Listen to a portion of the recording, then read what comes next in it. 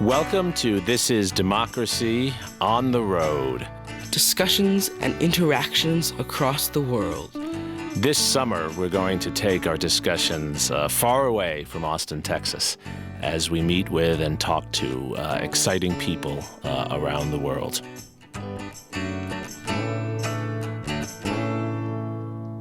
Hello and welcome to this new episode of This is Democracy. Today we are in Guernica, Spain, a historic center of Basque culture and history, to discuss the 1937 bombing of this city and its legacies. I'm Zachary and I'm sitting here now with Professor Jeremi Suri. Good morning, Zachary Suri. And Natalie Suri. Good morning, everyone. Jeremi, what happened in Guernica on April 26, 1937, and what made that event so historically significant that we would trek out here to this day? So on that terrible day, April 26, 1937, German and Italian aircraft in support of the fascist coup and the fascist regime of General Franco in Spain. Those aircraft dropped bombs on this wonderful city of Guernica, which had been a historical home for Basque culture and Basque society. This was a bombing intentionally targeted at civilians.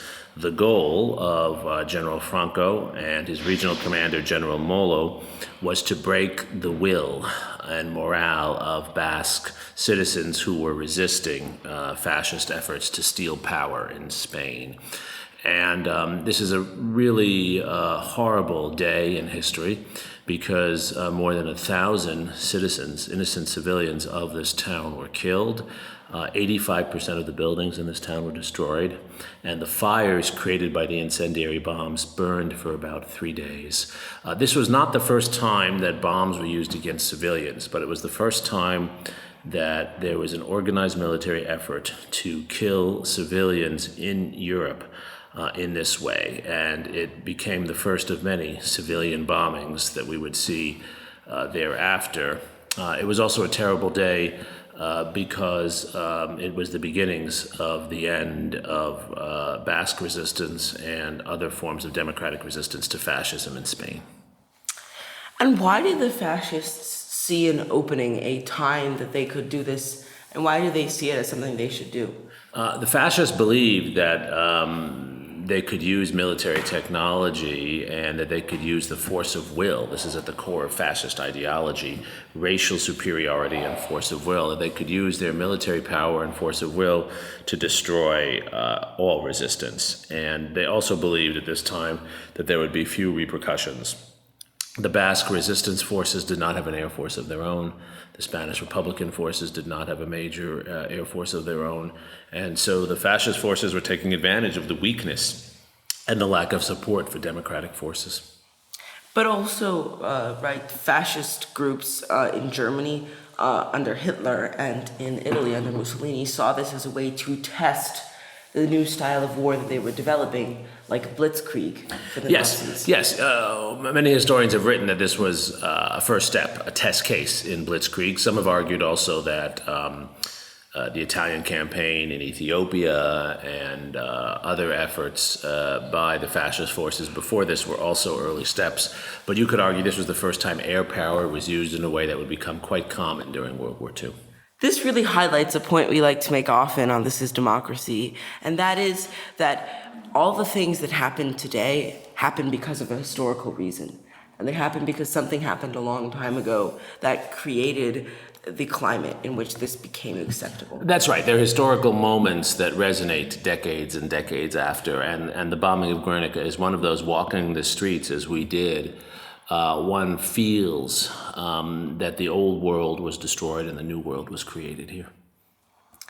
So how did the world, the democratic free world that we like to think of in the 1920s, how did the democratic world learn about the bombing of Guernica, and what was their reaction? So immediately after the bombing, the fascist forces in Spain, in Italy, and in Germany denied that it ever happened. And they blamed the Basques for burning their own city. They claimed that the Basques had burned their own city and tried to blame the fascists for it. And within 3 days, fascist forces were occupying Guernica.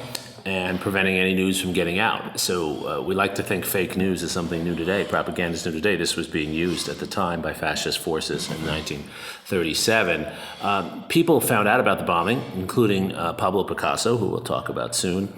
People found out about the bombing, particularly in France, because France is close to the border. And they found out about the bombing by word of mouth. People who witnessed it, people who knew people who lived in Guernica and the surrounding countryside. The news traveled by word of mouth. And this is an important lesson. Propaganda is as old as anything, but the truth does win out because people do get their news from word of mouth and others. And the story of this tragedy was so compelling, it became very hard to deny. It did take a while, though, for people to learn about it. And thanks also to the brave efforts of journalists in the area who happened to be covering the Spanish Civil War. And luckily, many of them were able to get out to Guernica soon after the bombing. And Natalie's going to read for us a passage from one of these journalists. This passage comes from an article published in the Times that was written by journalist George Lowther Steer, who was a witness because he visited Guernica shortly after all the bombings. The raid on Guernica is unparalleled in military history. Guernica was not a military objective. The factory producing war material lay outside the town and was untouched. So were two barracks some distance from the town. The town lay far behind the lines. The object of the bombardment was seemingly the demoralization of the civil population and the destruction of the cradle of the Basque race. Every fact bears out this apprehension. So, Natalie, this is a very fascinating passage, one that we still read 85 years later. What do you find so compelling about this passage? The first thing about this passage that stuck out to me was that it brought light the magnitude of the human losses and how easy that was to lie about. As well as that, it also shined light on the fact that Guernica wasn't even a military base, so it seemed as though the attack, part of the main focus of the attack was just to hurt the people, and the fact that the Germans didn't take into account the people that they were hurting is just really sad because, yeah, lives matter. Yes, and I think that's a really important point to make here, and that is that human life is often forgotten about when it comes to the military machinations of war, but it is one of the most important factors during war, and that is what makes wars like World War II still part of our nation's consciousness 75 years later. Absolutely. I mean, the lives lost resonate into the future, and the stories they have to tell. Walking the streets in Guernica, you see the buildings, you feel the ghosts, and then the wonderful museum they have here tells many of the stories of families and children. And I think what Natalie said is very powerful about how the individual stories instruct us many, many decades later.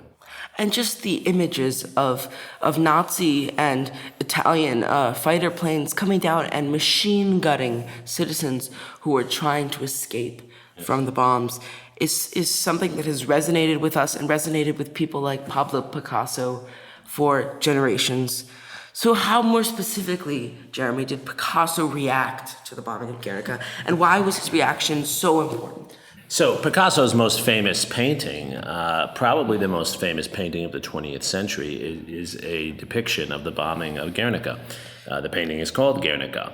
Picasso had already been commissioned to paint something resonant with Spain at the International Exposition that was going to occur in Paris at about the same time. He had begun a prior painting, but then on learning by word of mouth and through journalists, through accounts like the one Natalie read, learning of the bombing of Guernica and this horrible fascist brutality in his home country, Picasso shifted gears and made this extraordinary painting, this huge painting, depicting the suffering of faces and bodies and the symbolism of this horrible, horrible attack. And this painting became an international sensation. Picasso said he made the painting not to tell people what to do, but to capture what happened and for people to see in it what would resonate most with them. It's a painting that is somewhat abstract, Though it's clear their suffering faces in it, it looks to me as if their bodies under rubble. But the painting is designed for each of us to see, experience, feel, and think about the suffering of war and the brutality of aerial bombardment. And I think this really highlights a point we make very often here on This Is Democracy, and that is that stories, compelling stories about real humans and real people, can destroy the ideas of fascism and evil and the lies of those who try and use death and killing for their own gain. Yes, the power of democracy, as Picasso shows us. Now, 80 years later, we're talking about his painting. We remember him much more than we remember Francisco Franco. Picasso shows us the power of narrative and the power of the arts to reinforce democracy.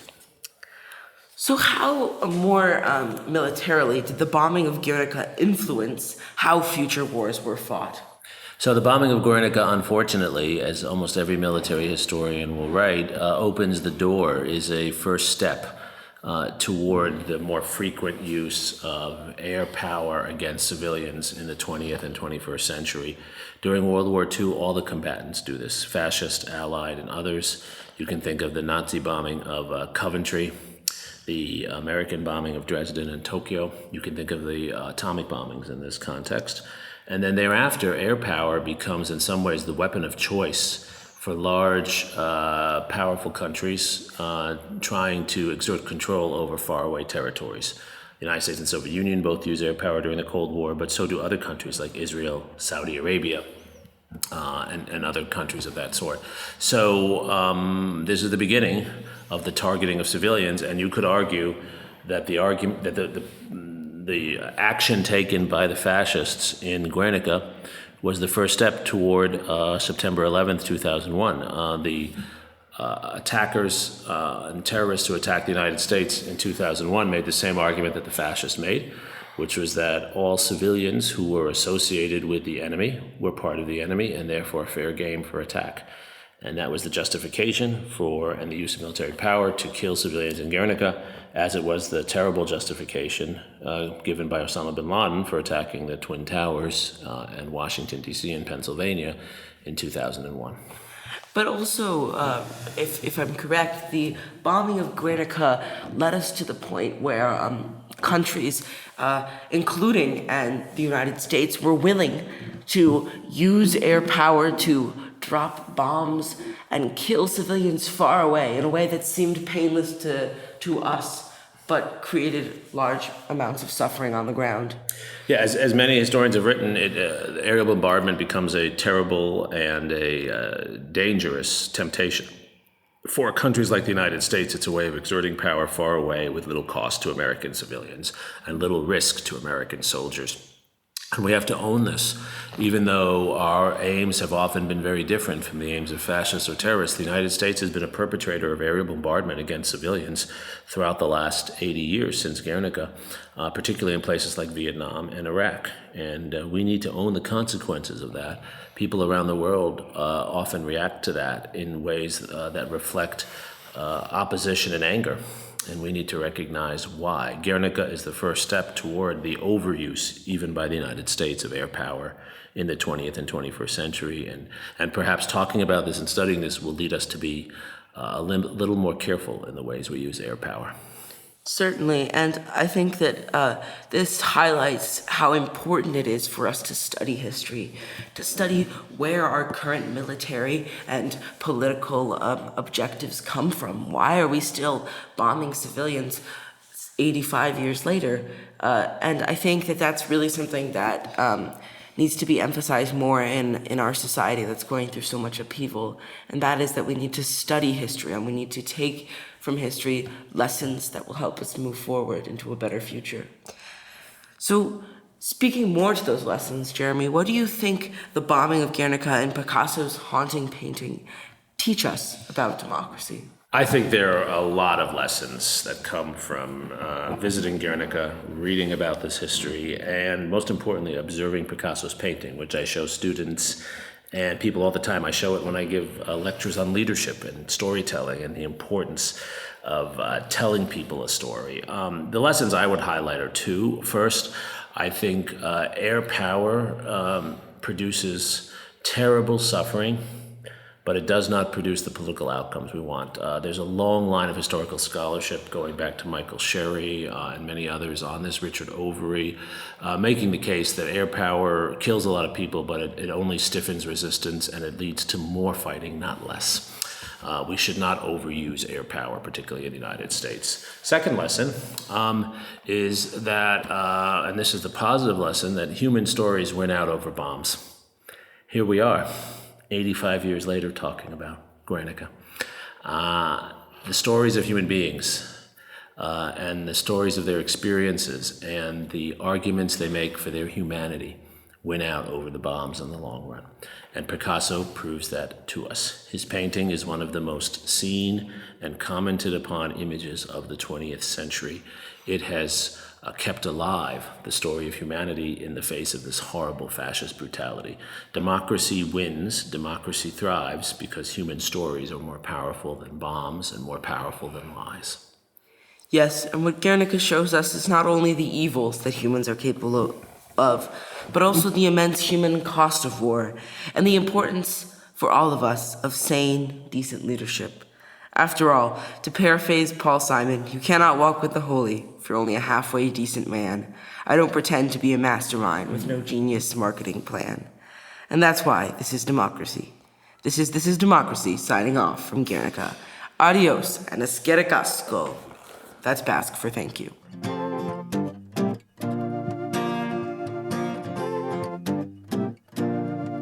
This podcast is produced by the Liberal Arts Development Studio and the College of Liberal Arts at the University of Texas at Austin. The music in this episode was written and recorded by Harrison Lemke, and you can find his music at harrisonlemke.com. Subscribe and stay tuned for a new episode every Thursday featuring new perspectives on democracy.